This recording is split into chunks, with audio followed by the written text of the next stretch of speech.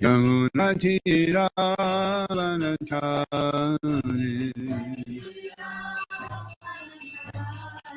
Jaya Radha Madhava Kunja Vihari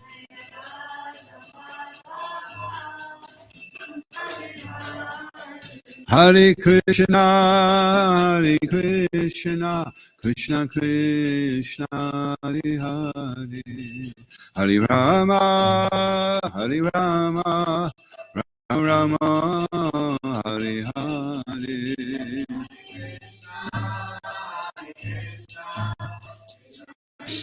Hare Hare.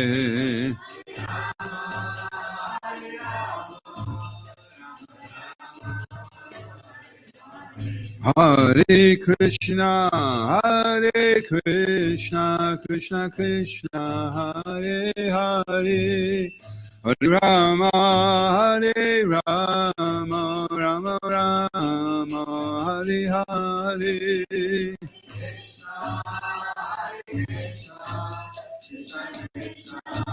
Hare Hare, Hare Rama.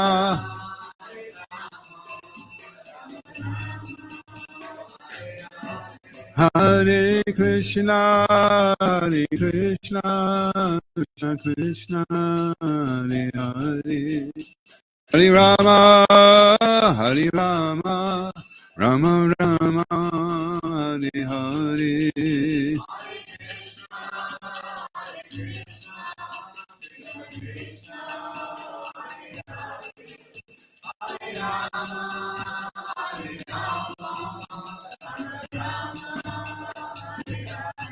Jaya Kodanitai Maya Pushashi, Kodanitai Maya Pushashi, Kodanitai Jaya Maya. ISKCON Guru Vrinda Ki Jai, Shri Prabhupada Ki Jai, Shishi Kodanitai Maya Pushashi Ki Jai, Gaura Premanandi. Namam Vishaya Krishna Vishtabhutale Shati Shri Ram Swami. Thank you.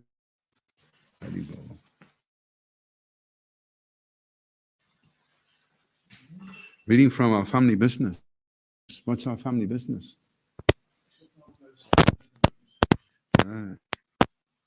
Everything to do with books. Shri Ram was just saying. Also, Prabhupada wanted to write books.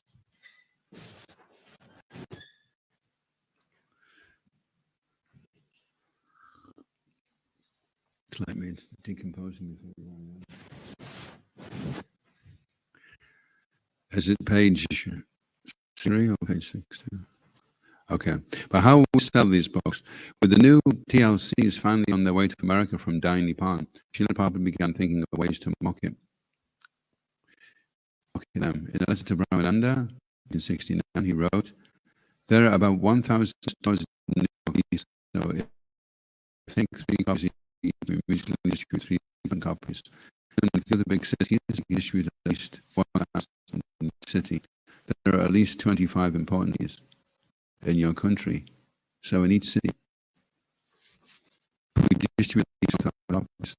There's a potency of 25,000 copies in your country only. What to speak of other countries like England or any other part of the world where English is spoken? It requires only organization." So this was originally the idea of going out and giving people books on the street. It wasn't something the devotees were thinking of doing, you know. It was going to the bookstores. And they kind of stumbled across, oh, you can actually give these books to people and people will give you money for them straight away. So that was a major breakthrough. That was in 1969. We've come a long way since 1969. Brahmananda recounts how he and the other devotees during ISKCON's early days carried out Srila Prabhupada's request to organize the sales of his books and magazines. Brahmananda says, when the shipment of Bhagavad Gitas arrived from Macmillan, I sent pallets to the temples in Los Angeles, San Francisco, Montreal, Buffalo, Seattle, Santa Fe, Boston, and London. And I personally sold copies to various bookstores in New York. And when the TLC arrived, we did the same. At that time, there was no street distribution of books, only BTGs. The only exception was that in 1966, Gargamuni had sold a few sets of Srila Prabhupada's Delhi edition of Srimad Bhagavatam and several easy journeys with appliance from a mobile book stand he had constructed and wheeled around the West and East Village in New York City. So they were trying different things, you know. Srila Prabhupada named Gargamuni's invention Krishna's chariot. Jai. Srila Prabhupada ki jai. Om Namo Bhagavate Vasudevaya. Om Namo Bhagavate Vasudevaya. Om Namo Bhagavate Vasudevaya. It's interesting to note as well when Vaisheshika Prabhu came up to Scotland. He came out on the street with us. He was on Buchanan Street with us. He was watching how we were talking to people. He was going up to people and going, California, where are you from? So I tried it. Les Mago, where are you from? People were just laughing at me. You know? So I said to him, well, we use the board and I gave him the book, and he said, whatever works. So Gargamuni was doing it with the, so you figure out, maybe you can't do it the way he does it, but then you try and figure out, well, with the nature I've got and the conditioning and the anartas I've got, how can I teach with Srila Prabhupada's books? This works for him, this works for him. And Prana was saying that one year, because one day he just couldn't do the street, you know. Prana says, well, try him on door to door. And then he was doing really well on door to door, because you've got a captive audience. Problem with door to door sometimes is when they open the door, you're maybe not prepared for the smell that's going to come out, you know. Hello, I'm one of the monks, and that's my hair. It's fascinating today.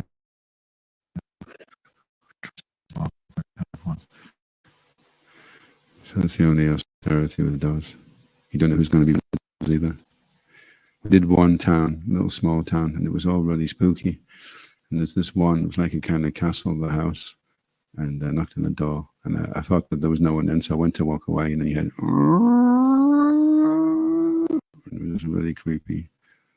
Like a book. Om Namo Bhagavate Vasudevaya. Om Namo Bhagavate Vasudevaya. Om Namo Bhagavate Vasudevaya.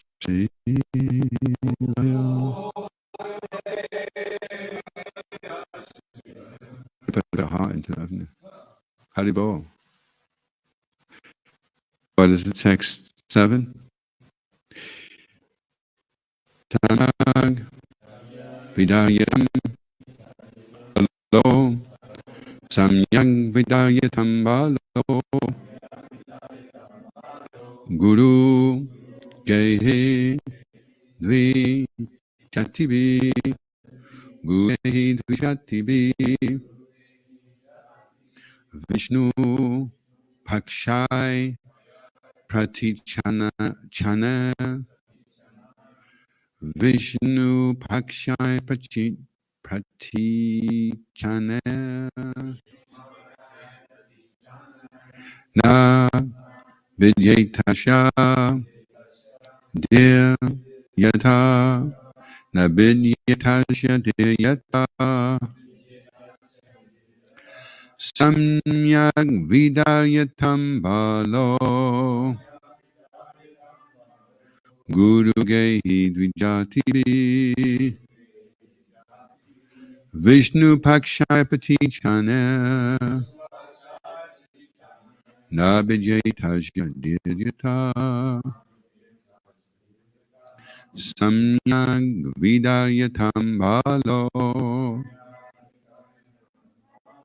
Guru Gehi Dvijatibi Vishnu Pakshai Patichana Nabhijaitajya Diryata.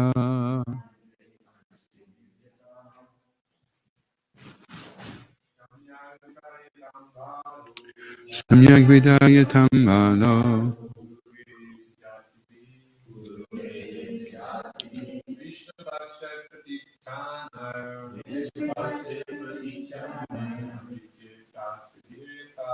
Vijayta Shadiyata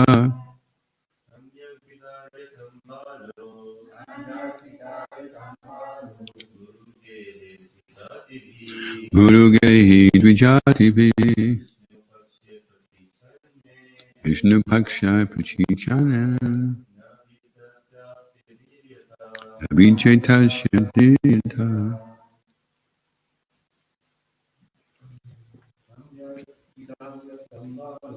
Samyak Vidayatam Balo Gehi Dvijativi Vishnu Paksha Prachichana Nabhijayta Shadiyata. Ladies. Samyak Vidayatam Balo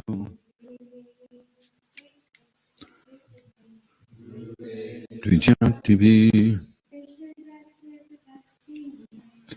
Paksha Prachichana Nabhijayta Shadiyata Samyak completely Vidharyatam, let him be protected. Bala, this boy of tender age. Guru Gehi, in the Gurukul, place where the children are sent to be instructed by the Guru.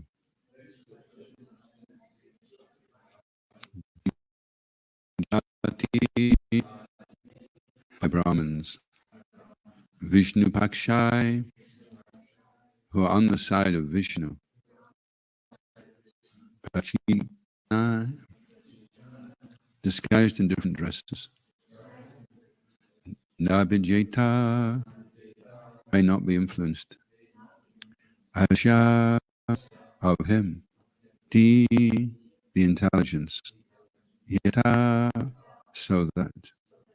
Translation: Hiranyakashipu advised his assistants, my dear demons, give complete protection to this boy at the Gurukul, where he is instructed, so that his intelligence will not be further influenced by Vaishnavas, who may go there in disguise. So it looks like he's not torturing Prahlad right now. He's giving him a chance. He's thinking this is just maybe a one-off. He'll be okay. He hasn't got nasty with him yet. So responsible, please. Hiranyakashipu advised his assistants, my dear demons, give complete protection to this boy at the Gurukul, where he is instructed, so that his intelligence will not be further influenced by Vaishnavas, who may go there in disguise. Prabhupada ki jai. In our Krishna consciousness movement, the tactic of dressing oneself like an ordinary karmi is necessary, because everyone in the demoniac kingdom is against the Vaishnava teachings. Krishna consciousness is not at all to the liking of the demons of the present age. As soon as they see a Vaishnava dressed in saffron garments with beads on his neck and tilak on his forehead, they are immediately irritated. They criticize the Vaishnavas by sarcastically saying, Hare Krishna. And some people also chant Hare Krishna sincerely. In either case, since Hare Krishna is absolute, whether one chants it jokingly or sincerely, it will have its effect. The Vaishnavas are pleased when the demons chant Hare Krishna, because this shows that the Hare Krishna movement is taking ground. The greater demons, like Hiranyakashipu, are always prepared to chastise the Vaishnavas, and they try to make arrangements so that the Vaishnav will not come to sell their books and preach Krishna consciousness. Thus, what was done by Hiranyakashipu long, long ago is still being done. That is the way of materialistic life. Demons or materialists do not at all like the advancement of Krishna consciousness, and they try to hinder it in many ways. Yet the preachers of Krishna consciousness must go forward in their Vaishnava dress or any other dress for the purpose of preaching. Chanakya Pandit says that if an honest person deals with a great cheater, it is necessary for him to become a cheater also. Not for the purpose of cheating, but to make his preaching successful. Well, there's an interesting one, isn't it? Om Ajnanatimandasya Yananjana Shalakaya Chakshiran Maritam Jaina Tasma Shri Guruve Namaha Shri Chaitanya Manobhistam Stapitam Yena Bhutale Swayam Rupa Kadamayam Tadati Swapadantikam Jaya Shri Krishna Chaitanya Prabhu Nityananda Shri Advaita Gadadha Shrivas Adi Gaura Bhaktarinda Hare Krishna Krishna Krishna Hare Hare Hare Rama Rama Hare Hare Vanchakalpatarubhyascha Kripasindubhyacha Paditanam Pavanebhyo Vaishnavebhyo Namo Namaha. So Prabhupada saying in the purport that even if one says Hare Krishna sarcastically. So there was this devotee, he used to like rolling down his window and asking people, where's Krishna Chaitanya Street? And the person would go, what was that? Krishna Chaitanya Street. Do you know where it is? And the person would be going, Krishna Chaitanya. And he'd turn to his friend, and his friend would be like, Krishna Chaitanya. Krishna, and then he'd say, I know it's somewhere up by Nityananda Avenue. Nityananda Avenue. Nityananda. So he got a little kirtan going, just to get people to chant. And we were selling oil paintings at that time. And it was a bit dry because we had to just sell paintings. We were desperate for the money at the time. And he would say, they'd say, what's this scene? Go, this is the Chaitanya Mountains. And there's the Haribol Indians. They're famous for this part of the country. They go around the mountains going, Haribol, Haribol, Haribol. So in this way, we try to preach indirectly. But Prabhupada says in either case, in fact, he even says that if there's a bad article, he counts how many times they mention Hare Krishna. And it's a good article. But if they don't mention Hare Krishna as much, then the bad article is better than the good article. It gets people to chant Hare Krishna. So that's a transcendental way of looking at it. And then he goes on to say that we have to dress sometimes in kami clothes.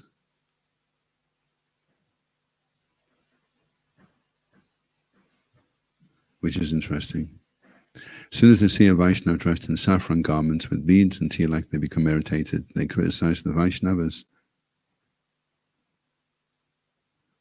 But this movement is taking ground.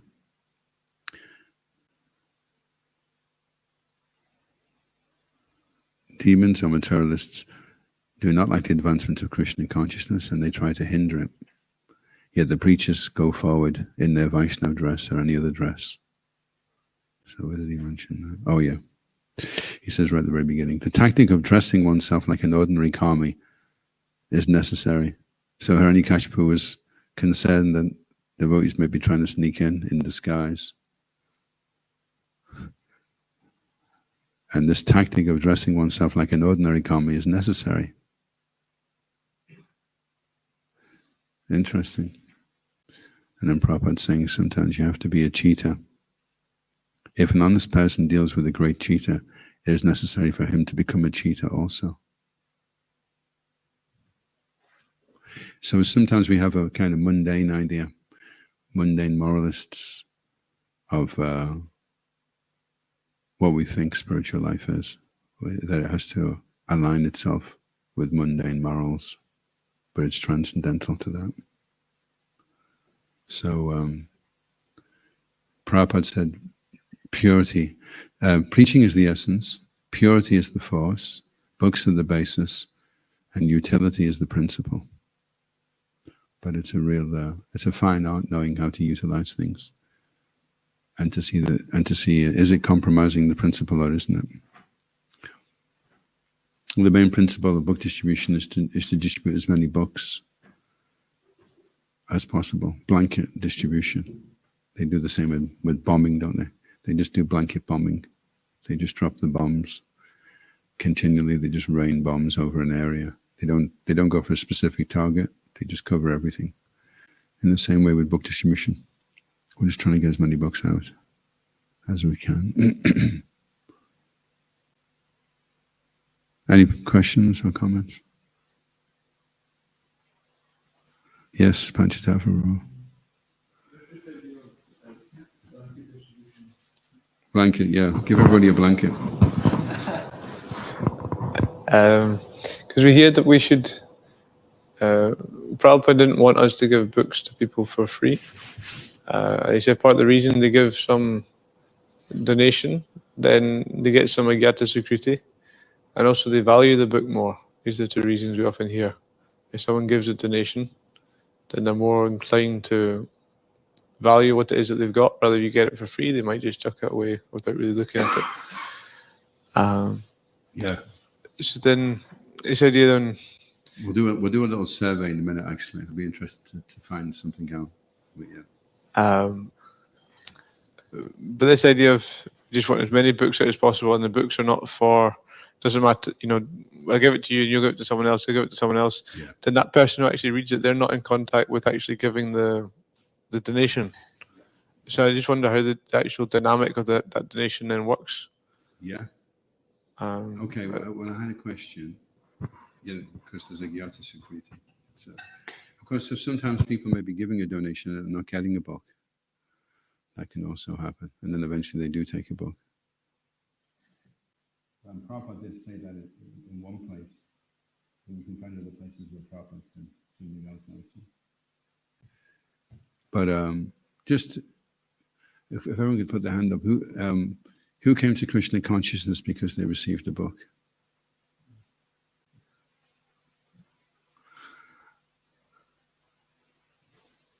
How many? Just two. And of you two, did you receive the book from a devotee or from a friend? From a devotee. And did you give a donation for the book? How about yourself? Yeah, I've got a couple of books and donations for them. Okay.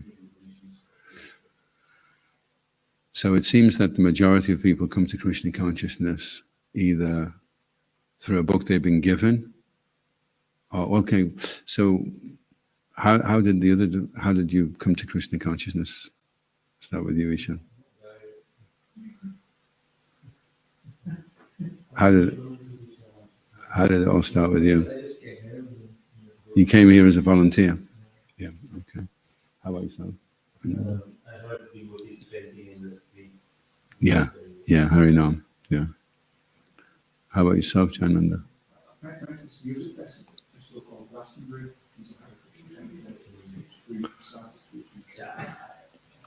We normally make devotees in Glastonbury. We lost a devotee in Glastonbury in the hot knife tent. He went in. He got engulfed by a cloud of smoke, and we didn't see him for about 4 years. How did you? How about yourself, Mataji? Can't remember. Okay, hopefully it'll come back to you. How did you, from coming volunteering? Okay, and yourself, and kirtan. What, you hear the kirtan?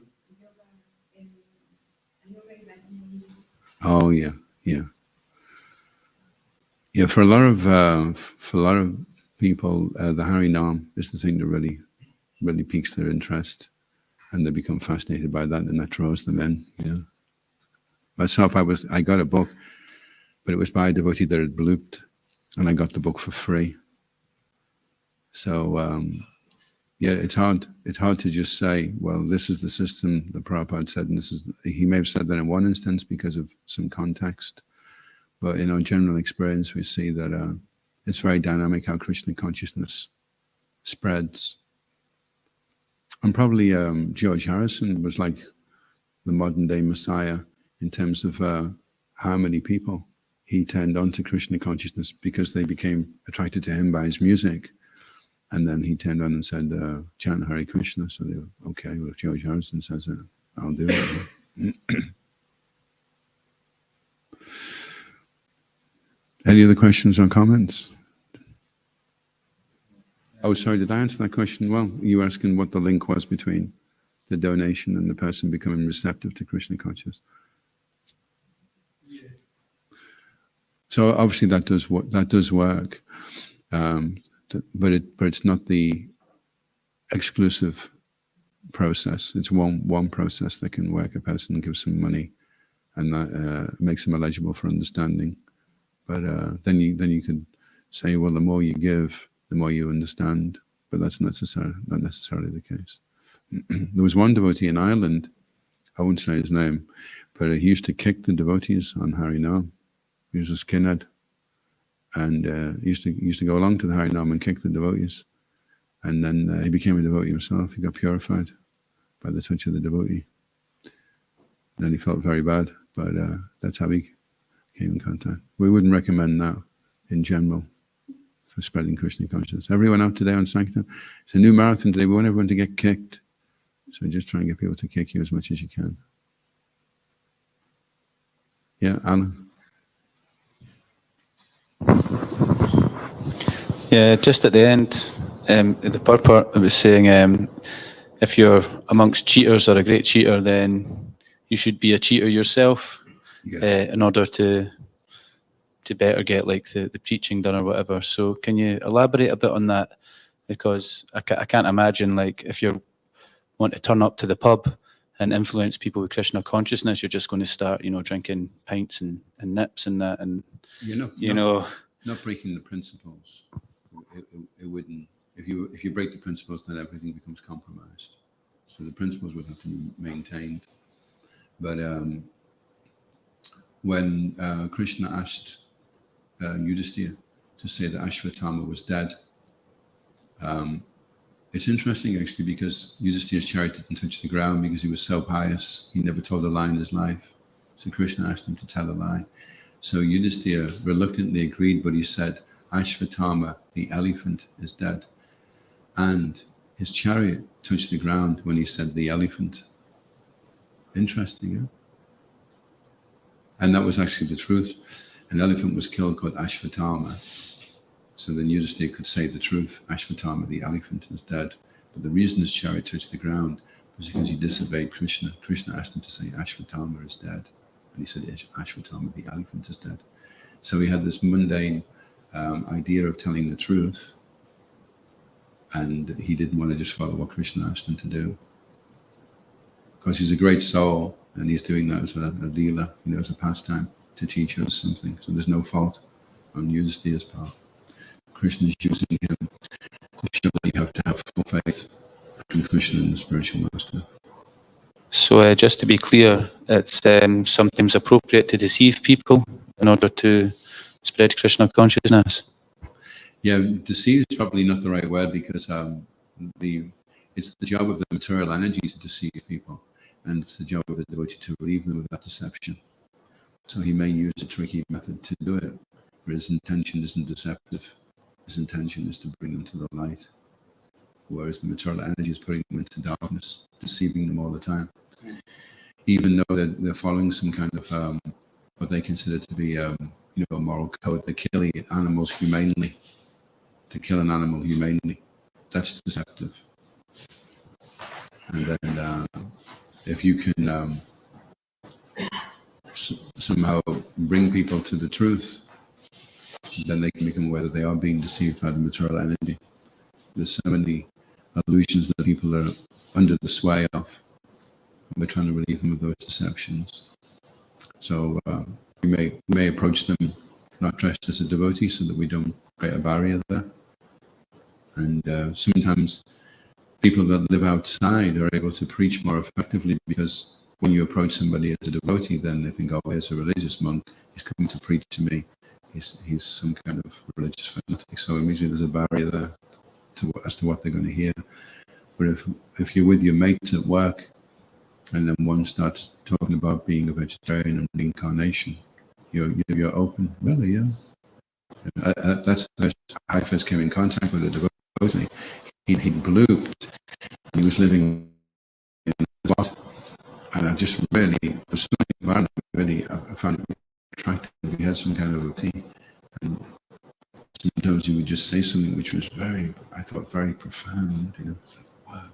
And then I used to be a monk, and I was amazed. Really, a monk? Yeah, I was a Hare Krishna. And I was so open.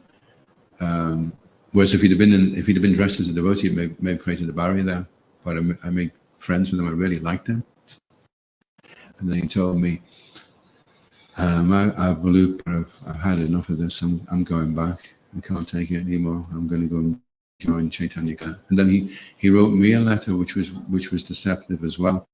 He said that it's absolutely brilliant here. We're just eating mushrooms all day. And when I got there, I was like, "Where's the magic mushrooms?" And then when I was eating the prasadam, I was getting really high. The walls were going like this. You know, I was probably coming down off something as well. And so I couldn't wait to get in the kitchen. I was checking all the pots, the spices, to see which one had the magic ingredient. And the devotee said, I said, "What is it?" It's in the prasadam. And he said, "It's L&D.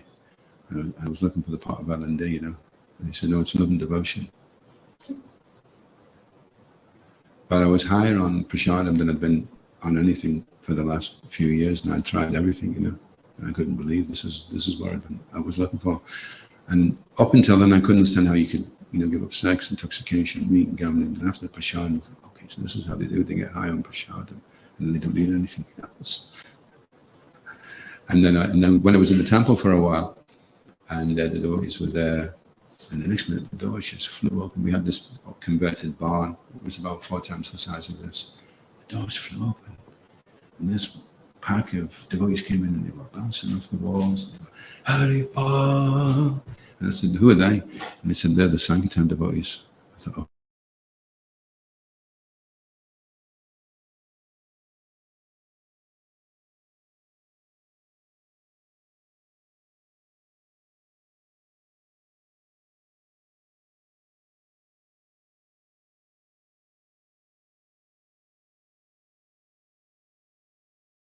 I feel like you've been deceived. You're so thankful to the person. You're just sorry that you had to be deceived, that you couldn't just take the truth in the first place. But it just wasn't palatable for you. Something that you could relate to. So Krishna did it in a different way. And then once you came, then you realized, "I'm so glad, you know. I'm so glad you made that arrangement for me." Whereas if you're deceived, it means you've been told something is of value, and then later on you don't find it is of any value. But if I say to his 50p is a 50p diamond, 50p stone, then you find out it's a diamond worth £10 million. I did tell you a lie, but you don't feel deceived because you got something better than you bargained for. You know?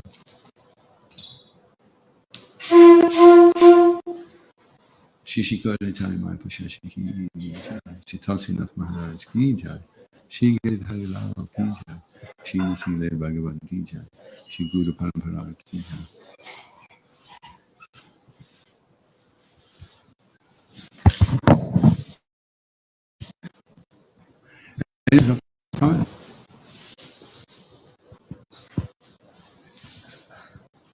Yes. Like when I was doing the doors the other day, it was kind of like opening the door and straight away we say, "Oh, we're raising funds for Food for Scotland."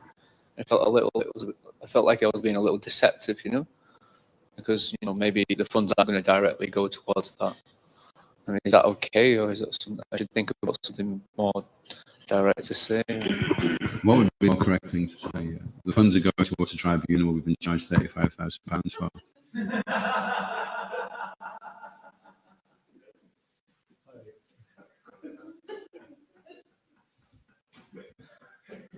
They'd say, "Oh, come in, tell us the whole story." 3 hours later,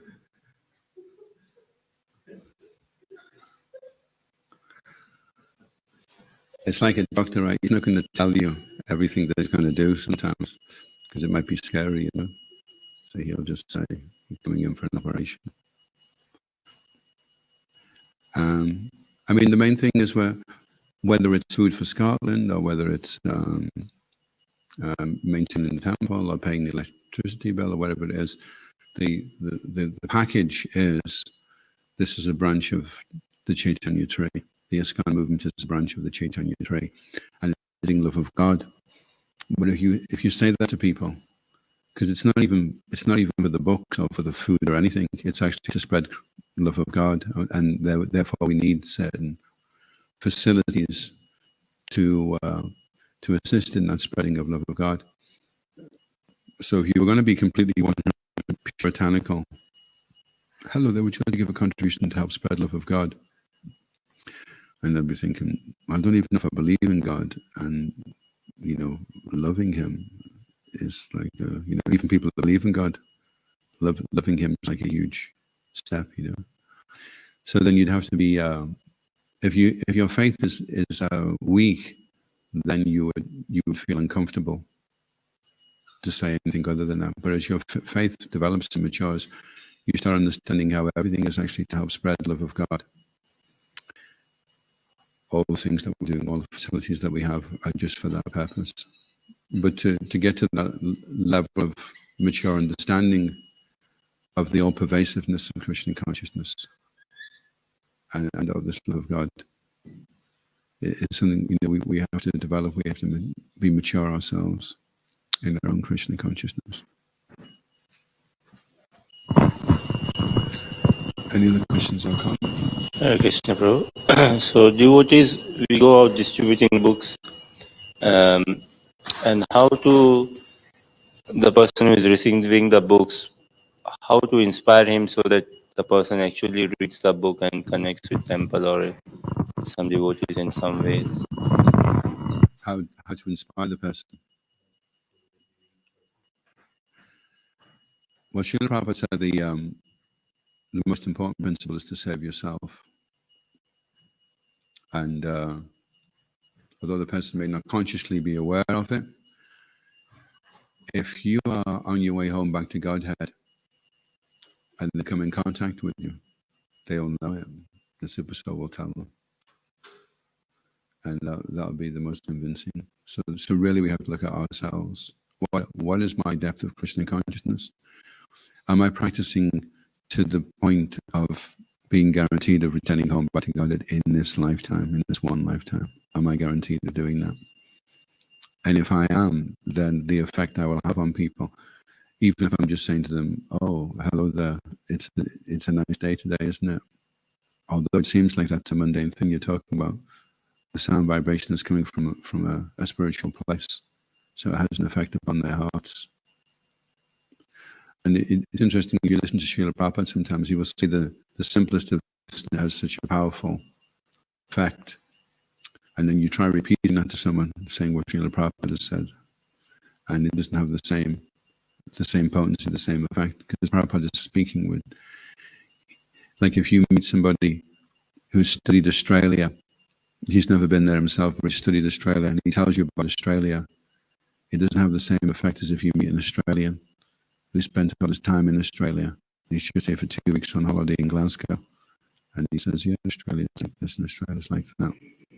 Prabhupada says something, then the feeling behind it is that he knows that he just walked out of the room around the corner with Krishna, and now he's telling you, Krishna is God, Krishna does this. So in the same way, when we first got trained to do book distribution, there's a devotee called Bharat. And he says, okay, stop them. Show them the cover. Show them the Sanskrit or the Bengali. Show the translation. And then show them that it says that there'll be this much in the shops, £5 in the shops. And then say, and all we ask for is a donation. So we were all doing the same thing. We were all doing this. And then showing them like that, you see. And to some degree it was working. But at that point, that was all we could really do, Then later on, as we developed, then it became more dynamic. Each devotee had his particular personality and his particular flavor that he developed of how to best do the books and how to best connect with people and inspire them to take the books. Myself, I found that if I was funny with people, if I could get people to laugh, and there was much they could help. With other devotees, they were very serious with people, and they found that was the way that they could, that worked for them, because maybe they had a serious face, and maybe I've got a funny face.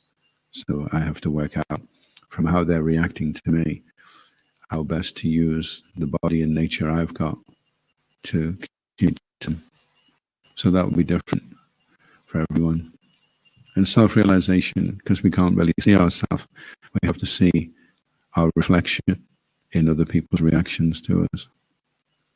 And if people find us very lightweight and very kind of frivolous, and we're trying to say things to them and they're not able to take them seriously, we have to think, okay, I need to align more with what they would expect me as a monk with this particular body to say and behave like.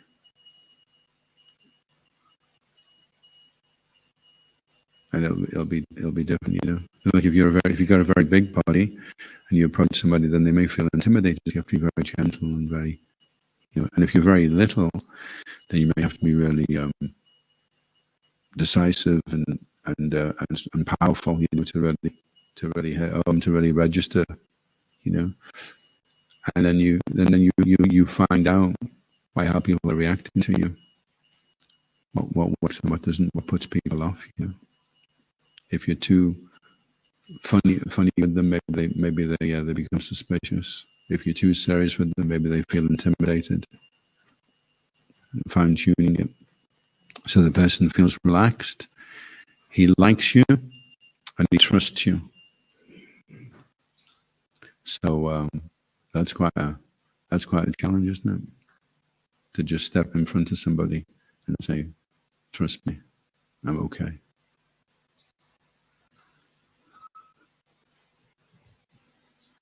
That's where all the leaders are trying to do. They're trying to cheat people to leave them, But for me, I'll do this and I'll do that. So they've had enough of cheaters. They're looking for some genuine person who's genuinely interested, is genuinely to help that person. He feels he's experiencing some relief from material life, and he share that with the person. That's his intention.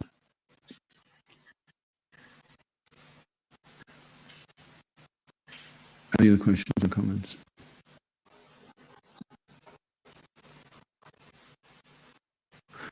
Okay, it's going to be Srila Prabhupada ki. Go, Repremanandi. His Grace, Dr. Krishna Prabhu. Yeah.